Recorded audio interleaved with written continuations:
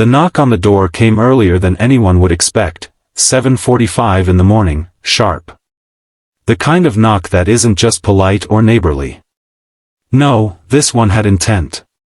It had attitude. Like someone who thinks they own the place. Lauren was still in her robe, barefoot, holding her coffee mug in one hand and scrolling through her phone in the other. I was inside, cleaning my fishing gear, enjoying the slow pace we had finally earned after all these years. That knock? It changed everything.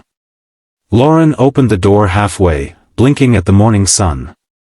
3 people stood there like some kind of self-appointed task force, all wearing khaki pants, tucked in polo shirts with some cheap HOA patch sewn on. One of them, tall with a clipboard and an exaggerated sense of importance, stepped forward like he was delivering a court order. "Good morning," he said, like a cop about to give you a ticket. "We're the Lake Elms HOA Compliance Enforcement Committee. Just here for your onboarding paperwork. It's required for all residents." Lauren tilted her head slightly. "Onboarding? Required?" She looked at the 3 of them like they were salespeople trying to push a vacuum cleaner she didn't want. "We're not part of your HOA. That was clear when we bought this property. Your jurisdiction ends 2 streets down." The man smiled like a wolf. "That's a common misunderstanding. This area was recently added to the association. You should have received notice when you moved in. It's just a formality, paperwork and a $600 registration fee to get you properly signed up." Lauren didn't flinch. "That's not going to happen. We bought this land because it's outside of HOA control. My husband is a veteran, and we made sure this was sovereign property." "You're mistaken." The woman in the group, short, with tight lips and a clipboard of her own, chimed in, not so politely. "Refusing to comply would make you non-compliant.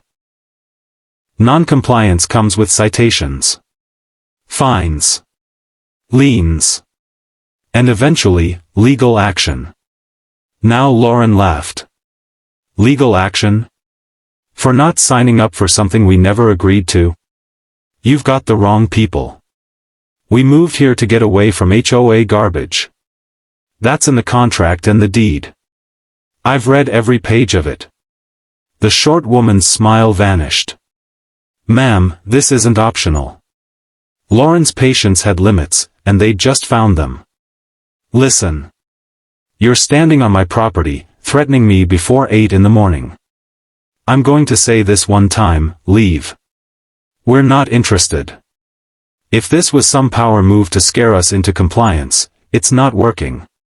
The third person, a bald, stocky guy who hadn't said a word so far, finally grunted.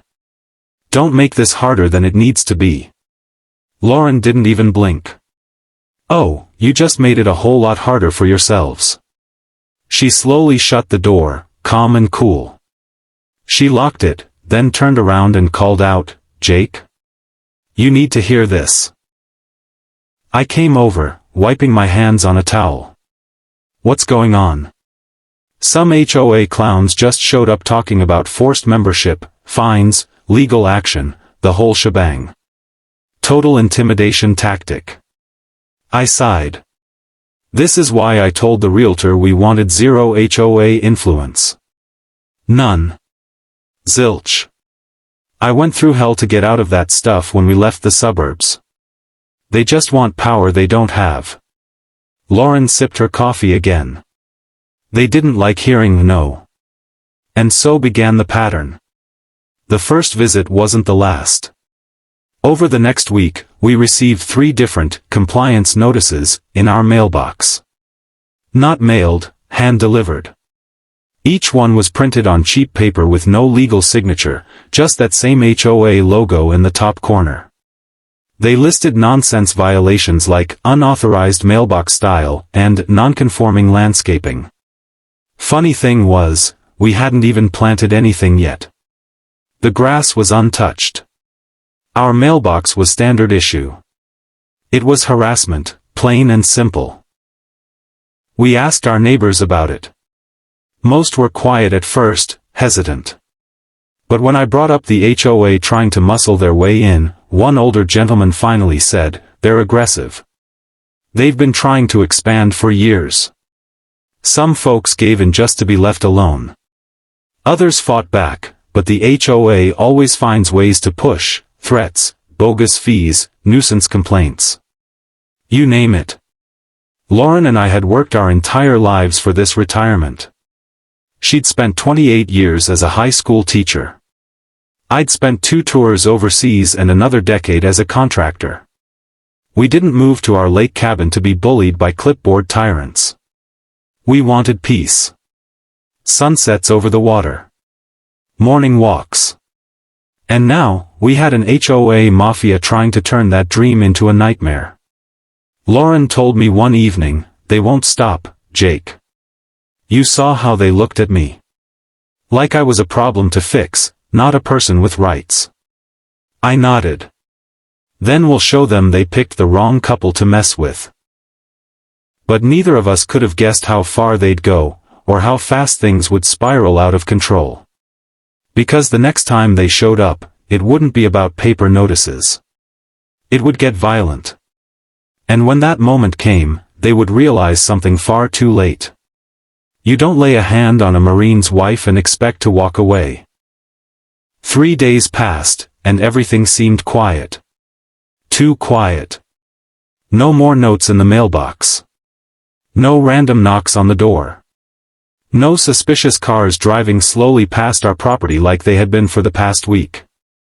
Lauren even joked, maybe they realized we're not the ones to mess with. I wish that had been true. I really do. But deep down, I could feel something wasn't right. You don't threaten bullies and have them simply walk away. Bullies like that come back harder. They don't know when to quit, especially when their fake power is on the line. It was Friday morning. I was out back working on some fence posts that had rotted out, part of my plan to eventually set up a small vegetable garden for Lauren. The sun was high, birds chirping, that calm sort of silence you only get when you live by the water. My tools were laid out, my gloves dusty, and I had a smile on my face. That's when I heard the screeching of tires up front. Not the kind of casual roll-up. This was aggressive. Fast. Sharp. I heard gravel spit as someone slammed their brakes just a few feet from our porch. Then yelling. Male voices. Then Lauren's voice. Fear in it. That's what made my heart skip. I dropped everything and ran. I didn't even put the gloves down. Just sprinted through the yard like my legs were on fire. When I reached the front yard, what I saw made my blood go ice cold. Lauren was on the ground. Her coffee spilled. Her phone shattered in pieces next to her. She was holding her face, a hand pressed against her cheek, blood running down from her mouth. She was gasping, trembling. And standing above her? The same 3 HOA enforcers, smug, arrogant, and now one of them was flexing his right hand like he'd just finished a round in the ring. The tall one.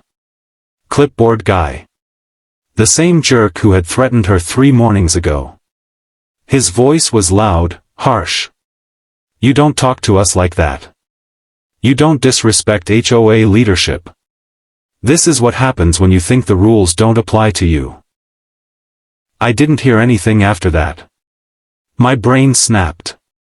There's a certain moment, a line in a man's mind, when instinct takes over, when pain and rage mix into something lethal. And for me, that moment had arrived. You don't get to hit my wife and walk away. You don't get to walk onto my land and act like the king of something you're not.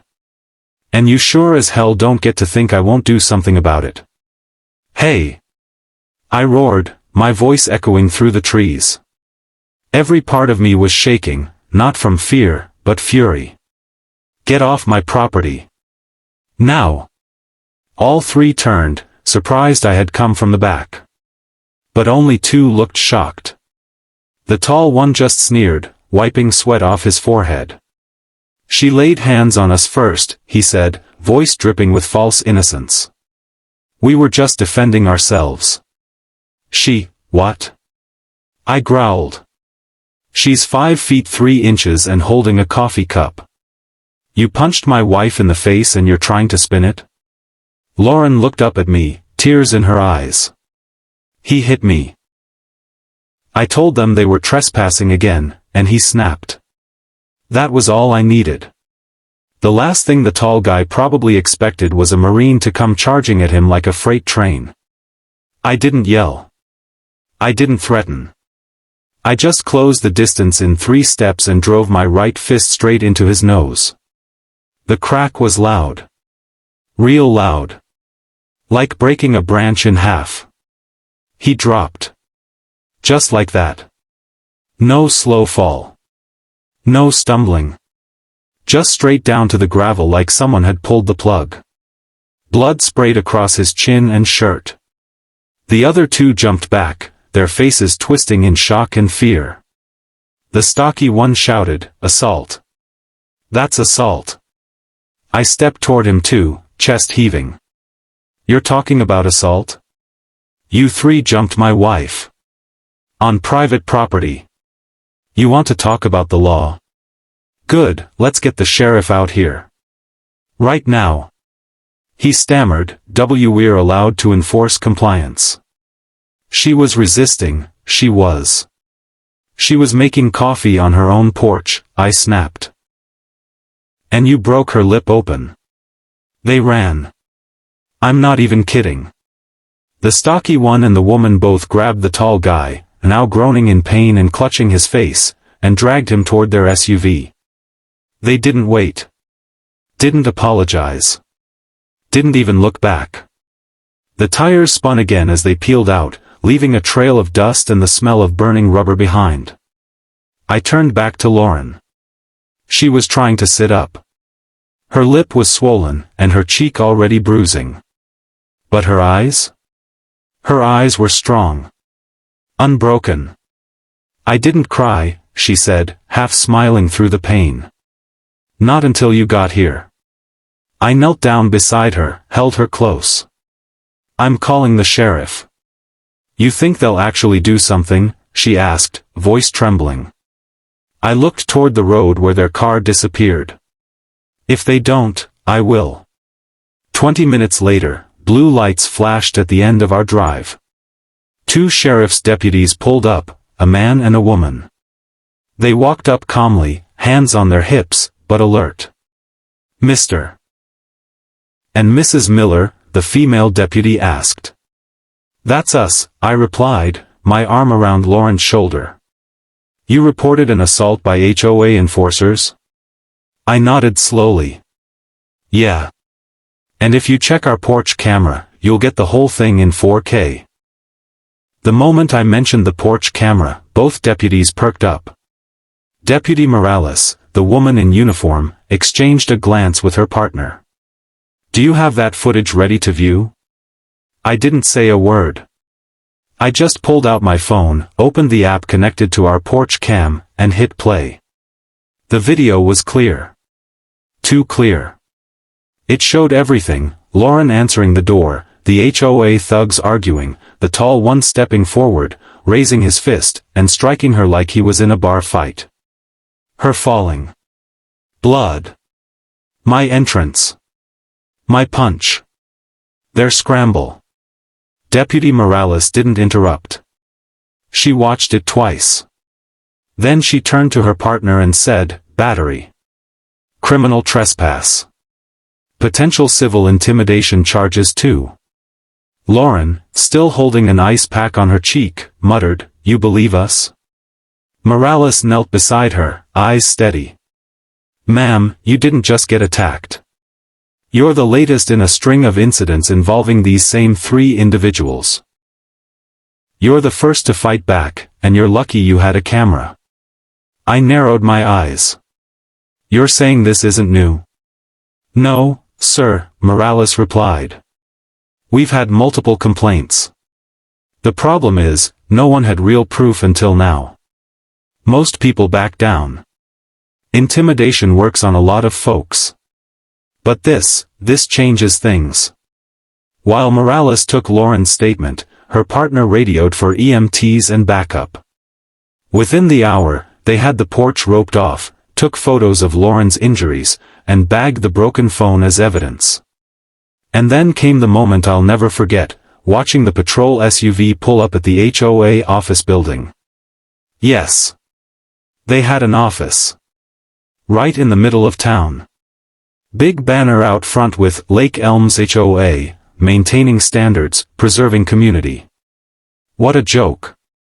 The deputies walked in and came out 5 minutes later, with the tall guy in handcuffs. Face still swollen. Shirt bloodied. That smug attitude? Gone. Morales marched him right to the car, opened the door, and stuffed him inside. The news traveled fast. By that evening, word had already spread across town. Neighbors who had barely waved before were now pulling into our driveway, asking what happened. People dropped off flowers, baked goods, even handwritten notes. One elderly woman, maybe in her 70s, walked up to Lauren with tears in her eyes. "They did the same thing to my son," she whispered. "He refused to sign their HOA papers. They slashed his tires. Filed fake complaints. He moved out a month later. I never told anyone because I was scared." Then she added, "Thank you for standing up." We were still piecing it all together, but the pattern was becoming obvious. These so-called enforcers had no real legal power. The HOA was only recognized in a small section of the development, but they were pushing beyond their boundaries. Strong-arming residents. Making threats. Demanding money. And anyone who refused? Targeted.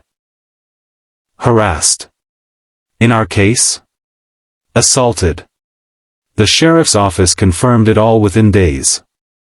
The woman enforcer, the clipboard lady, had a record of complaints filed against her.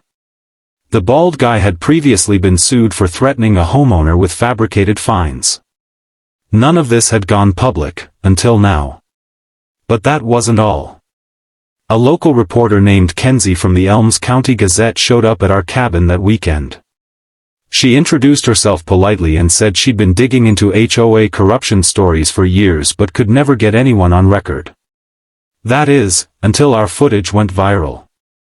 She showed me her inbox. It was flooded with emails from residents around the county sharing similar horror stories. "This isn't just your neighborhood," she said. "This is happening in every community where power-hungry HOA boards think no one will stop them. What you and your wife did? That's the spark." Lauren smiled faintly, still bruised but healing. "We didn't set out to be some kind of crusaders." Kenzie shook her head. "Maybe not. But the moment your fist landed on that guy's face, you knocked more than a man down.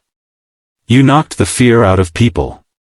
The article dropped 2 days later. Veteran husband stops HOA assault in its tracks. Town erupts over rogue enforcers. It blew up online. Shared across veteran groups, homeowners associations, watchdog pages, even made it to a national HOA reform network. We didn't ask for attention, but it found us anyway. The best part? The authorities took it seriously. Criminal charges were filed against all 3 enforcers. Battery. Criminal trespassing. Harassment. Conspiracy to extort. The county attorney publicly called it an organized attempt to unlawfully expand private HOA control through coercion and violence. It was surreal watching them each be arrested, one by one, on the local news. Neighbors who once avoided eye contact were now stopping by daily with thanks, stories, and offers to help. Some had even already hired lawyers to sue the HOA board for damages and emotional distress. But what stayed with me most was Lauren. One evening, we sat together on the dock, watching the sun melt into the lake. She leaned her head on my shoulder and whispered, I still replay it in my head. That moment I saw him raise his hand. I tightened my arm around her. And I still replay the moment I knocked him flat. I only wish I got there 10 seconds sooner. She chuckled softly. I think you got there at the exact right time. The next few weeks were nothing short of explosive. It felt like the entire town had finally woken up. People who had quietly suffered under the boot of Lake Elm's HOA were now standing up, speaking out, and calling lawyers. And for the first time in years, the bullies didn't look so confident. Turns out, the HOA had been overstepping its legal boundaries for years. Their jurisdiction officially ended 6 houses down from us, but they had been using vague maps, fake documents, and threats to expand their grip far beyond the original covenant. Homeowners who didn't know their rights were conned into signing up, and those who refused were harassed into submission. Fines, fake citations, intimidation, and now, in our case, assault. Once the video footage of Lauren being hit, and me dropping their ringleader, hit the local news, it was like a fire lit under the entire county. The clip was shared on YouTube, Facebook, and even made its way to a few national news segments. Some were outraged, others inspired. But most? They were relieved. Relieved that finally, someone had stood up to the HOA and said, no more. It didn't stop with just arrests. A formal investigation was opened into the entire HOA board, especially the president, a man named Gerald Vickers. Slick suit, slick hair, and a reputation for being untouchable. But now? Gerald was sweating. The county attorney issued subpoenas, demanding financial records, internal communications, and all documentation about boundary expansions.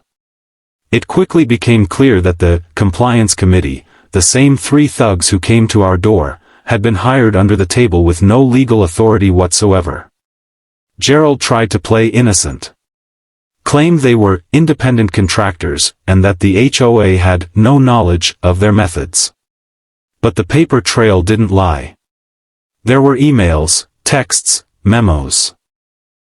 All showing Gerald had not only known, but encouraged them to aggressively pursue non-members and secure control by any means necessary. Public outrage followed. Homeowners demanded answers. Emergency meetings were held. Gerald didn't even show up to the last one. Too scared. His house was egged the night before. And within a week, he resigned. The board collapsed. The county announced that Lake Elm's HOA was being dissolved pending legal action. Lauren and we were finally able to breathe. But something had changed in both of us.